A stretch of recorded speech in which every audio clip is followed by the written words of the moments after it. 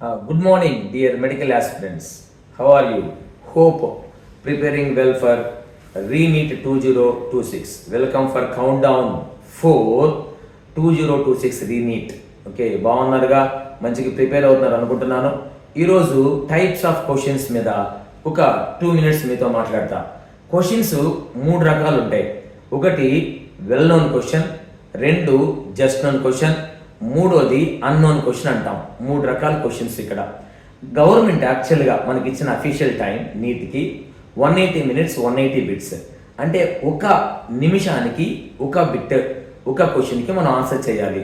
అంటే అది ఎలా మనం స్ప్లిట్ చేసుకుంటామంటే, ఒక క్వశ్చన్ని మనం చదవడానికి reading of the question with clarity 15 seconds, understanding the question in our mother tongue 15 seconds, identification of the right answer of the 4 options 15 seconds, బబులింగ్కి ఇంకొక 15 సెకండ్లు. అంటే ఒక క్వశ్చన్కి ఒక 60 సెకండ్లని మనం స్ప్లిట్ చేసుకుంటే ఈ విధంగా టైం స్ప్లిట్ అయి ఉంటుంది. అయితే దీనిలో వెల్ నోన్ క్వశ్చన్స్ అని వేటిని అంటారంటే, ఏదైతే క్వశ్చన్ నువ్వు రీడింగ్ చేస్తావో చదువుతూ ఉన్నప్పుడుగానే దాని అండర్స్టాండింగ్ అయిపోద్ది, దాంతోపాటు ఆన్సర్ కూడా నీ మైండ్లోకి వచ్చేస్తుంది. అంటే వితిన్ 15 secondsలో నువ్వు reading, understanding and identification of the right option 3 అయిపోతాయి.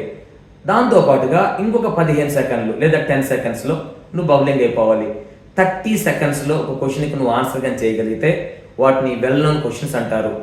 Irrespective of all the subjects, మొత్తం బయాలజీ, బోటనీ, జువాలజీ, ఫిజిక్స్, కెమిస్ట్రీలో వెల్ నోన్ క్వశ్చన్స్కి మనం ముందు ఆన్సర్ చేసుకోగలిగితే, ఫర్ ఇన్స్టాన్స్ 10 questions కనుక మీరు 10 questions ఆన్సర్ చేస్తే 5 నిమిషాల్లో 10 questions చేయగలరు. ఇంకొక 5 నిమిషాలు మనం సేవ్ చేసుకోవచ్చు. ఇంకోటి రెండోది జస్ట్ నోన్ క్వశ్చన్స్ అంటారు. ఇవి హైలీ కన్ఫ్యూజ్డ్ క్వశ్చన్స్. ఇవి ఎలా ఉంటాయి అంటే, స్టేట్మెంట్ క్వశ్చన్స్, ఎసెర్షన్ రీజను, తర్వాత match the following, pick out the right answer, pick out the wrong, like that questions. All క్వశ్చన్స్ని జస్ట్ నోన్ క్వశ్చన్స్ అంటారు. ఇవి క్వశ్చన్ చదువుతాము, బట్ కానీ ఆన్సర్ వెంటనే క్లిక్ అవ్వదు. 4 ఆప్షన్స్లో 2 అయితే మనకి రైట్ ఆన్సర్ కాదని తెలుసు.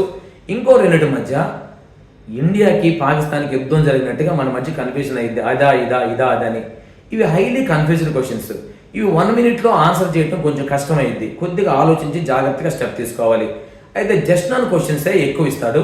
ఈ జస్ట్ నాన్ క్వశ్చన్స్ అనేవి ఎవరైతే ఎక్కువ ఆన్సర్ చేస్తారో వాళ్ళే విన్నర్స్. కనుక వీటికి టైం 1 minute చేయలేము కాబట్టి, వీటికి టైం అవసరం కాబట్టి వెల్ నోన్ క్వశ్చన్స్లో నుంచి మనం కొంత టైం సేవ్ చేసుకుని ఇటుకి పెట్టాలి.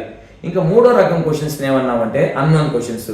ఇవి క్వశ్చన్ జస్ట్ చదవగానే చూడగానే ఇవి మనం విన్నట్టు కానీ చదివినట్టు కానీ లెక్చరర్ చెప్పినట్టు కానీ అసలు మనకి రాదనమాట. ఇలాంటి క్వశ్చన్స్ని అన్నోన్ క్వశ్చన్స్ అంటారు. మరి వీటి వలన మనం వీటిని వదిలేయాల్సిందే, మనం ఆన్సర్ చేయలేం.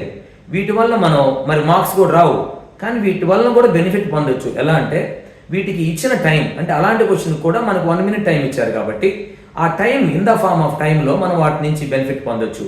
ఒక 15 సెకండ్లో 10 నుంచి 15 secondsలో ఒక క్వశ్చన్ వదిలేయాలి అని నువ్వు డిసైడ్ చేస్తే దానికి ఇవ్వబడిన 60 secondsలో 45 secondsని నువ్వు సేవ్ చేయొచ్చు.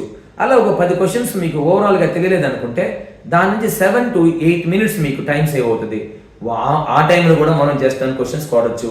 అంటే ఓవరాల్గా వెల్ నోన్ క్వశ్చన్స్ నుంచి కొంత టైము, అలాగే అన్నోన్ క్వశ్చన్స్ నుంచి కొంత టైము తీసి వాటిని జస్ట్ నోన్ క్వశ్చన్స్ కనుక మీరు చేయగలిగితే, కన్ఫ్యూజ్డ్ క్వశ్చన్స్ కనుక రైట్ ఆప్షన్స్ ఇవ్వగలిగితే ఖచ్చితంగా మీరే విన్నర్స్ డియర్ వన్స్.